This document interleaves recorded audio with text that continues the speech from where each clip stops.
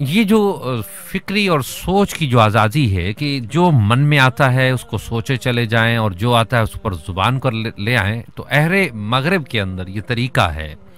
اور اسی طریقے نے جو ہے، اسی چیز نے جو ہے وہ ہمارے معاشرے میں بہت سی تباہیاں پیدا کی ہیں۔ یہ ایسے ہی ہے کہ جیسے ایک ویلنٹائن ڈے یا اس قسم کی اور بھونڈی قسم کی جو تقریبات ہیں، جو دن ہیں جن کو سیلیبریٹ کیا جاتا ہے، منایا جاتا ہے، کہ جو آپ کے من میں ہے وہ کہہ ڈالیں۔ بات یہ ہے کہ شیطان یہ بظاہر انسان کے سامنے آ کر اس کا ہاتھ نہیں پکڑ لیتا کہ اسے اچھائی سے روک کر برائی کی طرف لے جائے۔ اس کو موقع کب ملتا ہے؟ جب ایک انسان برے خیالات کو، برے تصورات کو اپنے ذہن میں جگہ دیتا ہے، تو شیطان کیا کرتا ہے؟ وسوسہ ڈالتا ہے، یوسوس فی صدور الناس من الجنۃ والناس، کہ یہ ان کے دلوں میں وسوسے پیدا کرتا ہے کہ جو خیال وہ سوچ رہا ہے اس خیال کو مضبوط کر دیتا ہے، یعنی اس میں اپنی طرف سے کچھ ایڈ کر دیتا ہے۔ تو کون سا بندہ پھنستا ہے؟ کہ وہی بندہ پھنستا ہے کہ جس کی فکر جو ہے، جس کی سوچ جو ہے وہ ٹھیک نہیں ہے، یا وہ آزاد گھوم رہی ہے، جس پر کوئی پابندی نہیں ہے۔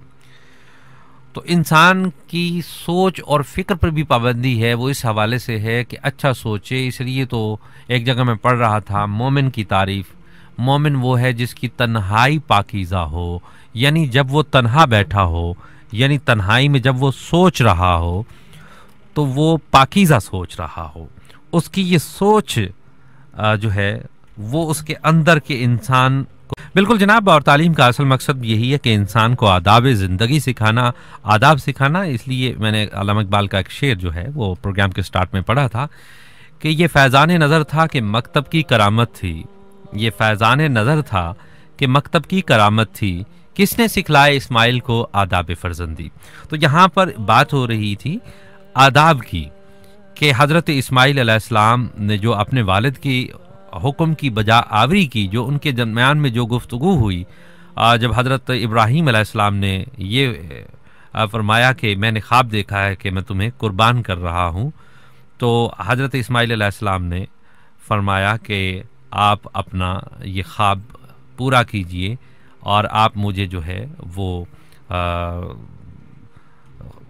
اس طرح پائیں گے کہ میں اس پہ قائم رہوں گا۔ تو یہ آداب تھے۔ اسی طرح آپ دیکھیں کہ آج کل ہم دیکھتے ہیں ہمارے تعلیمی اداروں کے اندر ایک استاد اور شاگرد کے درمیان وہ رشتہ قائم نہیں رہا، وہ ادب کا وہ ایک جو طریقہ کار ہے وہ وضع نہیں رہا۔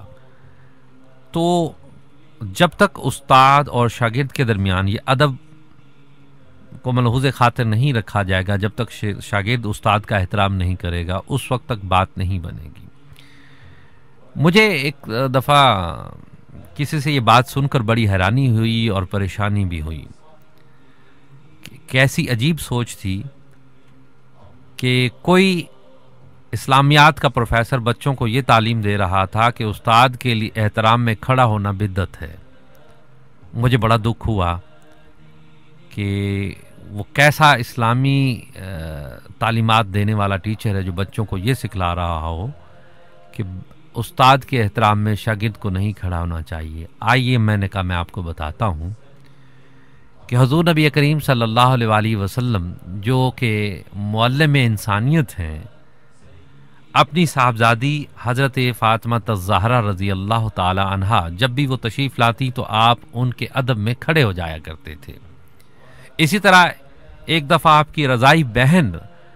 آپ سے ملنے کے لیے آئی تو آپ اس کے احترام میں کھڑے ہوئے اور آپ نے اپنی چادر مبارک اس کے لیے بچھا دی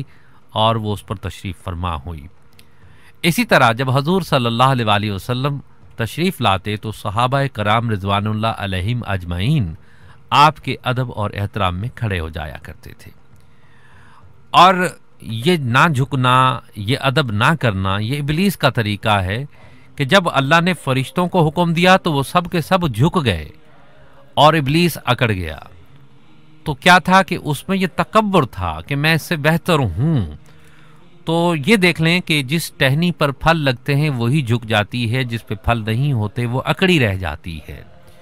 تو جس میں علم آتا ہے اس میں ادب بھی آ جاتا ہے کہ وہ جھک جاتا ہے ادب سے، احترام سے، اس میں دوسروں کا ادب اور احترام پایا جاتا ہے۔ ایک دفعہ جب کفار مکہ نے حضور صلی اللہ علیہ وسلم کو کسی معاہدے کے سلسلے میں بلایا، آپ کفار کی محفل میں آپ نے جانا تھا، اور اس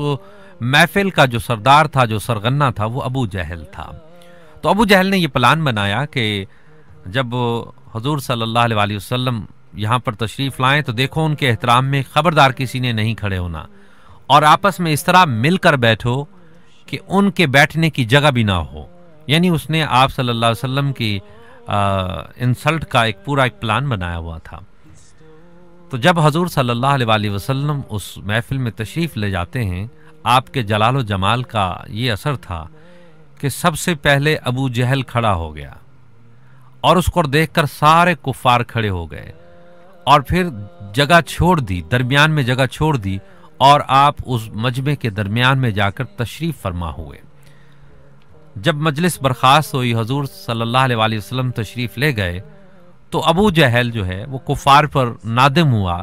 اور ان کو برا بھلا کہا کہ تم لوگ کیوں کھڑے ہوئے؟ میں نے جو تمہیں کہا تھا کہ جب حضور تشریف لائیں تو تم نے کھڑے نہیں ہونا، تو اس پر انہوں نے کہا کہ آپ کیوں کھڑے ہوئے تھے؟ ہم تو آپ کو دیکھ کر کھڑے ہوئے تھے کہ آپ ہمارے سردار ہیں۔ تو اس پر ابو جہل نے کہا کہ اگر میں نہ کھڑا ہوتا تو میرے کان چر جاتے، کسی نے مجھے کانوں سے پکڑ کر کھڑا کر دیا ہے۔ تو یہ اللہ رب العزت نے فرشتوں کو بھیجا کہ میرے محبوب کے احترام میں ابو جہل کو کھڑا کر دیا۔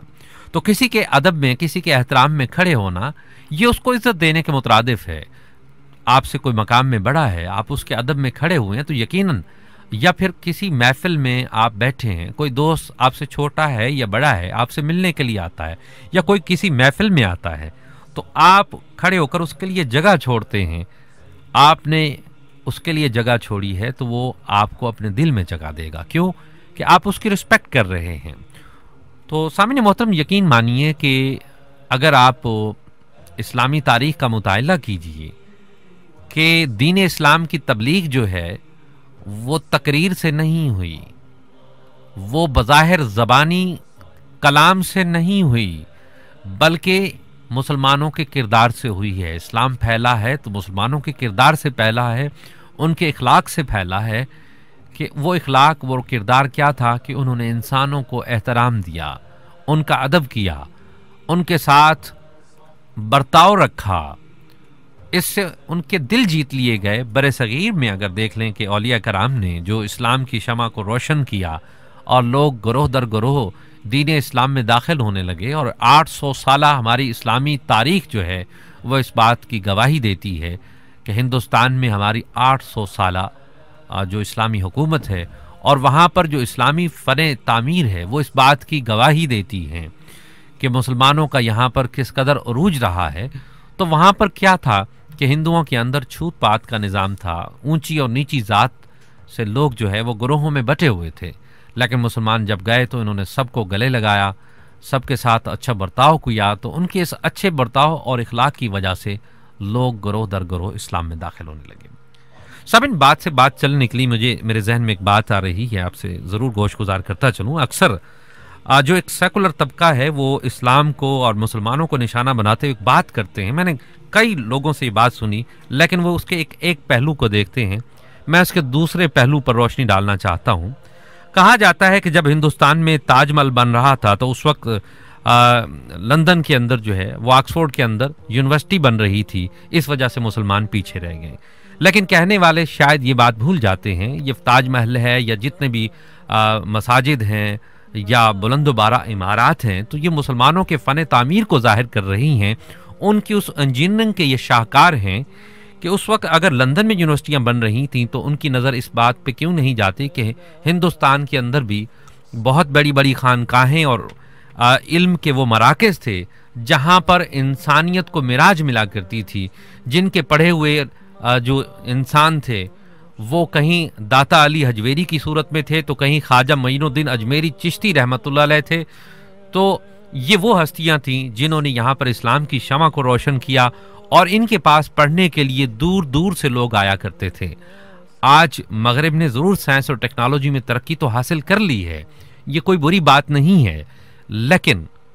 वहां पर क्या बन रहा है? असलहा बन रहा है, और उस असले और ताकत के बलबूते पर दुनिया को फतह करने का जो ख्वाब, जो भूत उनके सर पर सवार है,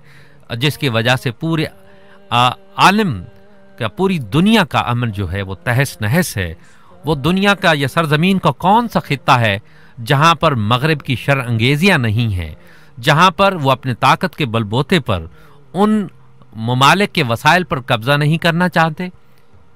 तो वो इनका वो कौन सा इल्म है जिस इल्म ने उनको मिराज तक पहुंचा दिया? इसी के बारे में तो अल्लामा इकबाल ने लिखा था कि जिसने सूरज की शुआओं को गिरफ्तार किया, जिसने सूरज की शुआओं को गिरफ्तार किया, अपने मन की शब तारीख को सहर कर ना सका। कि मगरिब ने अपने इल्म और फन की कुव्वत से सूरज की शुआओं को गिरफ्तार करके उससे काम तो ले लिया है, लेकिन वो अपने जो मन की तारीख दुनिया है उसको रोशन नहीं कर सका। उसकी मन के से, उसकी मन से वो तारीकी नहीं जा सकी।